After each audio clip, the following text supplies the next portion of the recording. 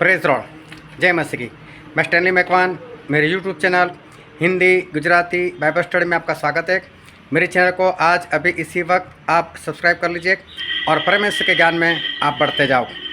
Elon Musk ने अभी अभी एक ट्वीट किया है और जो ट्वीट किया है उसमें कुछ राज की बात है। अमेरिका में देखो, डोनाल्ड ट्रंप वो जीत चुके हैं। कैसे जीते वो मैं आपको बता चुका हूँ, उसके पीछे क्या राज है वो भी मैं आपको बता चुका हूँ। और एलन मस्क लगातार ट्रंप के साथ दिखाई देते हैं और उनका जो अपना ट्विटर अकाउंट है उसमें वो कुछ न कुछ ट्वीट करते रहते हैं, लेकिन उसके पीछे एक भविष्य का एक प्लान है और उनकी एक योजना है और वो योजना वो अपने ट्विटर से बता रहे क्या है उसमें राज की बात। और हमें इस बात को बाइबल से क्या लेना देना और हमें ये जानकर क्या फ़ायदा, वो सब कुछ जानने के लिए मेरे साथ इस वीडियो में लगातार अंत तक बने रहो।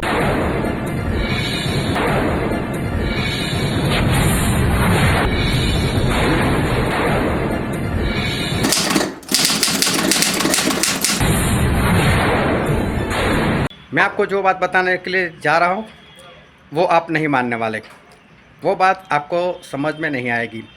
कारण ये है कि आप जो देखते हो वो मैं नहीं देखता और मैं जो देखता हूँ वो आपको दिखाई नहीं देता। चाहे मैं कितना भी कहूँ तो भी आपकी निगाह वहाँ तक नहीं जाएगी। लेकिन एक दिन आएगा जब मैं जो बोल रहा हूँ वो सारी सच्चाई आपके सामने आ जाएगी। लेकिन जिस वक्त वो सच्चाई आपके सामने आएगी उस वक्त आप उसको मानने के बाद भी कुछ नहीं कर सकेंगे। आप उस वक्त अपने आप को नहीं संभाल सकते क्योंकि वक्त ख़त्म हो गया होगा। इसलिए मैं कहता हूँ उस बात पर आज ही विश्वास करो। एलन मस्क ने ट्विटर पर ट्वीट किया है, the prophecy has been fulfilled, मतलब भविष्यवाणी जो कि पूरी हो गई। एलन मस्क ने ट्रंप को जिताने के लिए बहुत मेहनत की, बहुत पैसा खर्च किया, पानी की तरह डॉलर बहाए। जब डोनाल्ड ट्रंप जीतते नज़र आए तब यह ट्वीट किया गया। अब एलन मस्क कौन सी भविष्यवाणी पूरी हुई कहना चाहते हैं? वो कौन सी भविष्यवाणी थी, किसने की थी? यह भविष्यवाणी एंटीक्राइस्ट को लेकर है, उसकी मुहर 666 को लेकर है। ये ट्वीट कैसे 666 की है वो मैं आपको बाद में बताता हूँ। पहले मैं एक सच्चाई बताना चाहता हूँ। लोग एलन मस्क और डोनाल्ड ट्रंप को क्रिश्चियन समझते हैं, क्रिश्चियन के मसीहा समझते हैं, पर ऐसा हरगिज़ नहीं है। देखो ये क्लिप, फिर मैं उस पर बात करूंगा आपसे। Christianity are the biggest things missing from this country, and I truly believe that we need to bring them back, and we have to bring them back fast. I think it's one of the biggest problems we have. That's why our country is going haywire. We've lost religion in our country. All Americans need a Bible in their home, and I have many. It's my favorite book. It's a lot of people's favorite book. This Bible is a reminder that the biggest thing we have to bring back America and to make America great again is our religion. Religion is so important. It's so missing, but it's going to come back, and it's going to come back strong, just like our country is going to come back strong. In the end, we do not answer to bureaucrats in Washington. We answer to God in heaven. Christians are under siege. We must protect content that is pro-God. We love God, and we have to protect anything that is pro-God. We must defend God in the public square and not allow the media or the left-wing groups to silence, censor, or discriminate against us. We have to bring Christianity back into our lives and back into what will be again a great nation. And I think you all should get a copy of God Bless the USA Bible now and help spread our Christian values with others. There you have it. Let's make America pray again. God bless you and God bless the USA. देखो यह clip में तो Donald Trump खुद Christian है ऐसा बता रहे, साथ में वो क्रिश्चियनिटी को अमेरिका में बचाने की भी बात कर रहे। वो बता रहे कि हर घर में बाइबल होना चाहिए।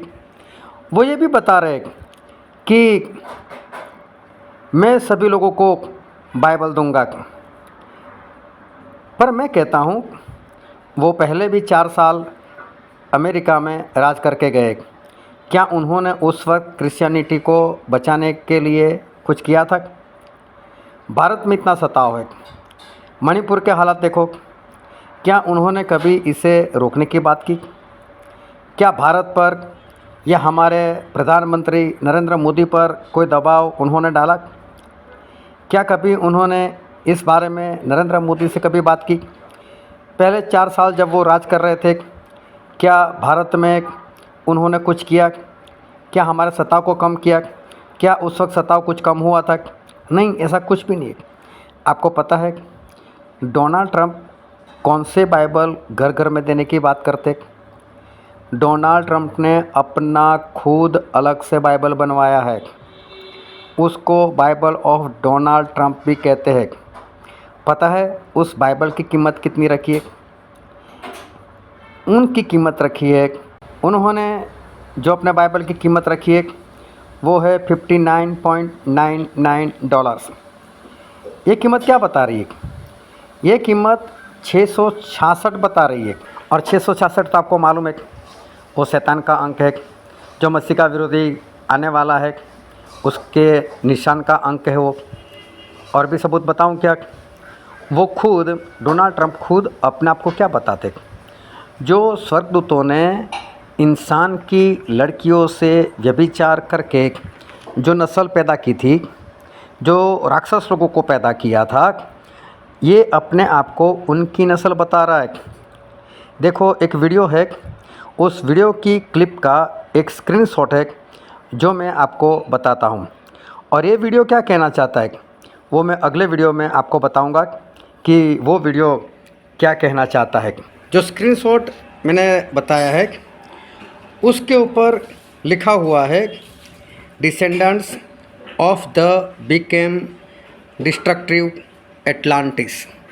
और इसका मतलब होता है कि जो स्वर्गदूतों ने व्यभिचार का पाप किया था, जो हमें उत्पत्ति उसके 6 अध्याय में देखने को मिलता है, वो स्वर्गदूतों ने इंसान की लड़कियों के साथ व्यभिचार कर कर जो कौम पैदा की थी, जो नस्ल पैदा की थी, वो थे उस ज़माने के राक्षस लोग। और ये अपने आप को उसी की अंश बता रहे, ऐसा ये सेंटेंस, ये वाक्य वो कहना चाहता है। अभी देखो लोग इनको समझते ये क्रिश्चियन है।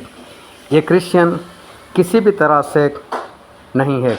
एक संस्था है, सीक्रेट सोसाइटीज़ बोलते हैं उसको, इल्यूमिनाटी, जो पूरी शैतान की ओर से है और जो पूरे वर्ल्ड के ऊपर राज करना चाहते हैं। और उनके कुछ शैतानी निशान है और ये लोग शैतान का वो निशान अपने हाथों से बताकर लोगों को बताना चाहते हैं कि देखो हम तो ये शैतान के लोग हैं। लेकिन ये स्पष्ट कुछ नहीं कहते, बस समझना हमें है। और देखो इस तस्वीर को कि डोनाल्ड ट्रंप ने 666 का निशान यहाँ पर बनाया हुआ है। और देखो यहाँ पर इल्यूमिनाटी उसका जो सिंबल है, ट्रायंगल बना हुआ है, उसका निशान यहाँ पर डोनाल्ड ट्रंप बना रहे। ये कहीं से भी क्रिश्चियन नहीं है। एलन मस्क की मैं आपको बात करूँ तो एलन मस्क खुद अपने आप को डेविल्स चैम्पियन बता रहे।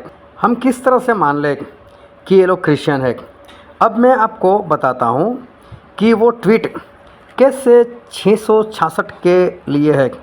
डोनाल्ड ट्रंप ने इस बार इलेक्शन में लोगों को क्या कहा था? ट्रंप ने इस बार इलेक्शन में जो मसीही लोग हैं, क्रिश्चियन लोग हैं, उनको ऐसा कहा था।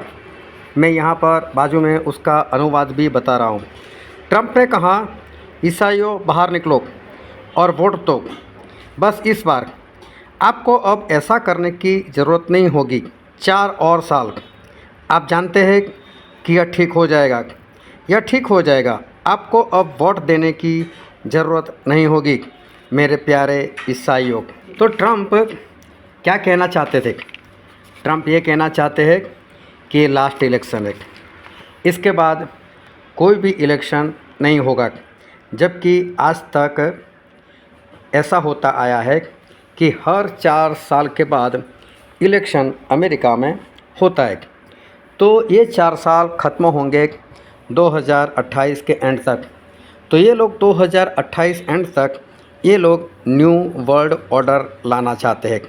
न्यू वर्ल्ड ऑर्डर मतलब एक नई वैश्विक व्यवस्था, सारे कानून बदल जाएंगे और पूरी दुनिया में एक ही राजा होगा, एक ही इंसान राज करेगा, जिसे बाइबल में एंटी क्राइस्ट या मसीह का विरोधी कहा गया है।